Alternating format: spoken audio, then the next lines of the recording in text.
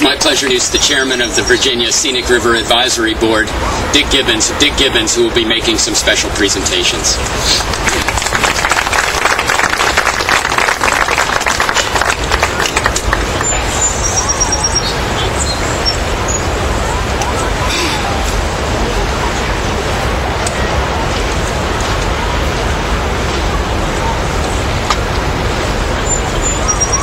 Governor McDonald, Secretary Dominich, distinguished guests, and friends of Virginia's rivers. We come to celebrate the 40th anniversary of the Virginia Scenic Rivers program, but it's really a celebration and a recognition of the stewardship exercised by citizens and the local and state government that understand that these rivers are special. They reflect the character of the region through which they flow, the people that live there, and the values of the riverine environment that the river possesses at that particular location. A designated scenic river does not come into existence unless it's supported by citizens and governments at both the local and the state level.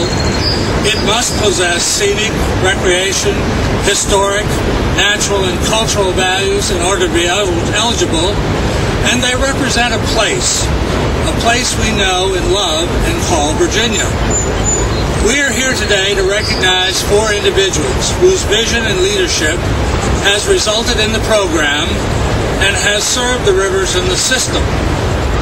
Without 2 of these individuals, we would not have the program.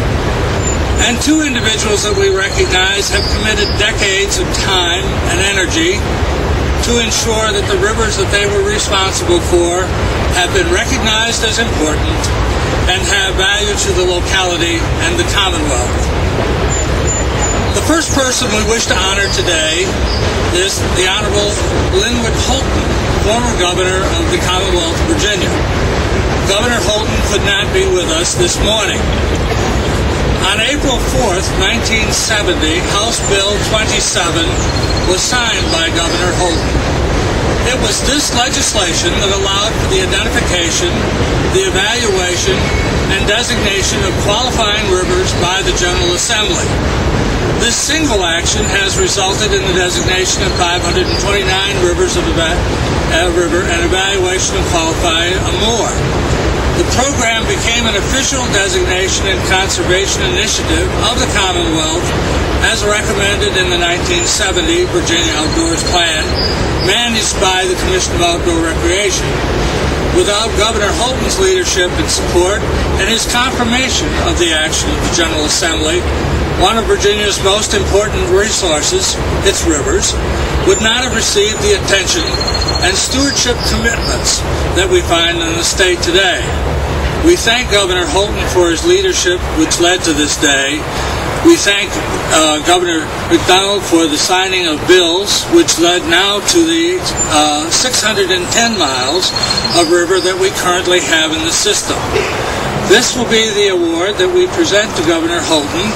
It's a photograph of the Clinch River, and we will make sure that Governor Holton receives this as a token of our appreciation.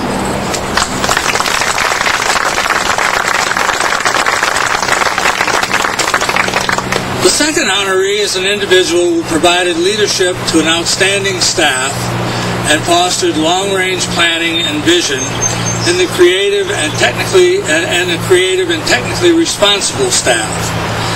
Fitzgerald Bemis was the chairman of the Virginia Outdoor Recreation Study Commission, and it was under his leadership that the Commonwealth in 1965 published its first outdoor recreation plan, Virginia's Commonwealth. This first plan proposed legislation which included the creation of the Commission of Outdoor Recreation, the creation of a scenic and historic road system, the Recreation Roads Fund, the creation of the Historic Landmarks Commission, and finally the creation of the Virginia Outdoors Foundation. Under his leadership as chairman of the Commission of Outdoor Recreation, he and the staff commissioned a report to study the state's rivers. It was completed in 1969 and recommended some 29 rivers deserve some form of protection and recognition. for their outstanding scenic and resource values. This led to the inclusion in the 1970 Outdoors Plan of the Scenic Rivers Act, which allowed for the designation of a river as scenic. Governor Holton, as I mentioned before, signed House Bill 27, and that allowed for the initiation of the program. During his service on the commission, many rivers were brought into the system, and we want to thank you, Fitzgerald Bemis.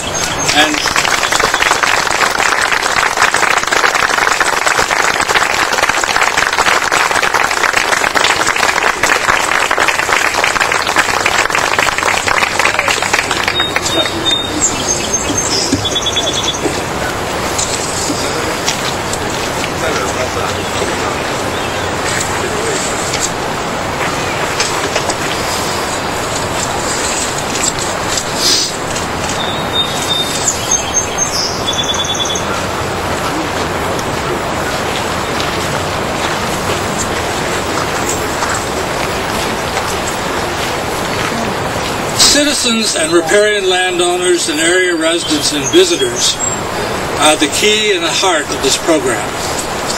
Without their support and their stewardship commitment, rivers would not be brought into the system, and more importantly, their outstanding values would not be maintained and protected. There are 2 citizen advisory committees that consist of a group of committed citizens currently in place. We have the Historic Falls of the James Committee, which came into existence in 1972, and the Goose Creek Scenic River Advisory Committee that came in shortly after that. Both committees are appointed by the Director of the Department of Conservation and Recreation, with very dedicated citizens committed to working with the landowners and, more importantly, with local governments. They have been successful in maintaining the river values while advising government at the state and local levels on how to plan for the development of a river for human and economic uses. And I would like to ask how many of the people that are here today have signed on, been on a local Scenic River Advisory Committee?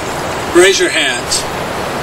These folks are the people that have worked for years and years and years to manage the rivers that they were in charge of, and I personally thank you, and the Commonwealth thanks you.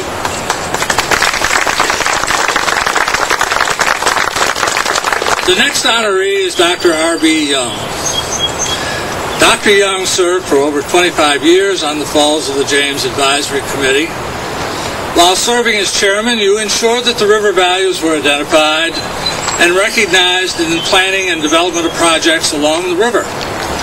You ensured that the committee provided sound advice and recommendations, which led to high-quality development while preserving the scenic, recreation, cultural values, and natural resources of the James, and we see this evidence at this point today. He led the effort to ensure that the stormwater improvements were placed under the bed of the James River, and that buildings and developments planned for along the river's edge did not impact on the viewsheds from the high grounds along the river, and that the flood wall would be planned and developed with minimum impacts to the aesthetics of the river while providing citizen access to the river. Your legacy is a river that remains one of the most significant scenic and recreational resources in the East, while meeting the needs of the citizens who use it for a variety of education and economic purposes. Dr. Young, we would like to present you with this award.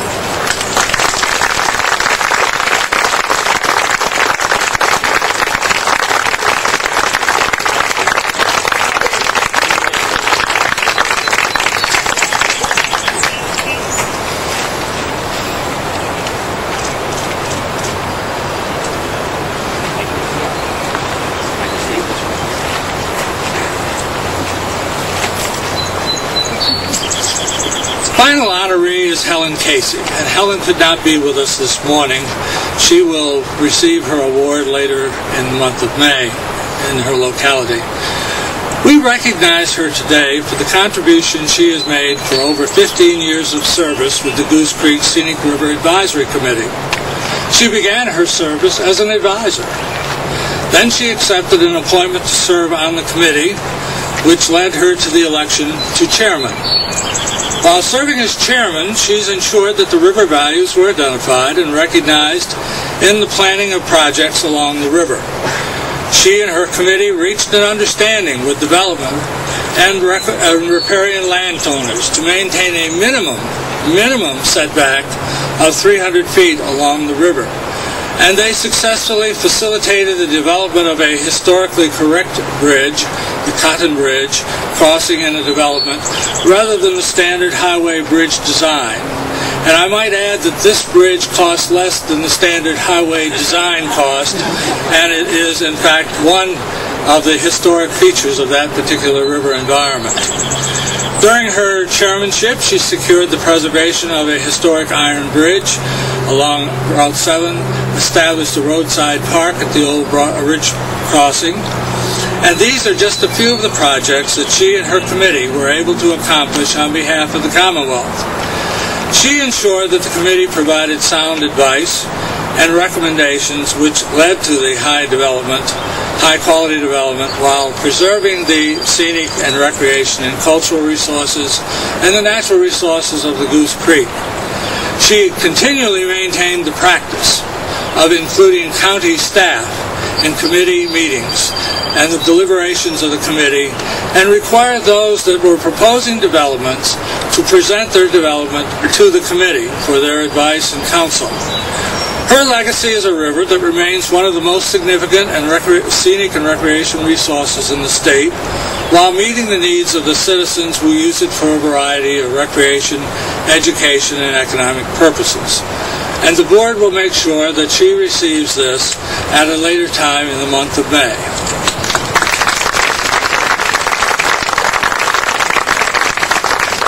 In conclusion, these honorees represent all who, over the last 40 years, have committed their time, their energy, their vision, their wisdom to recognize and advise us on the value of our state's rivers.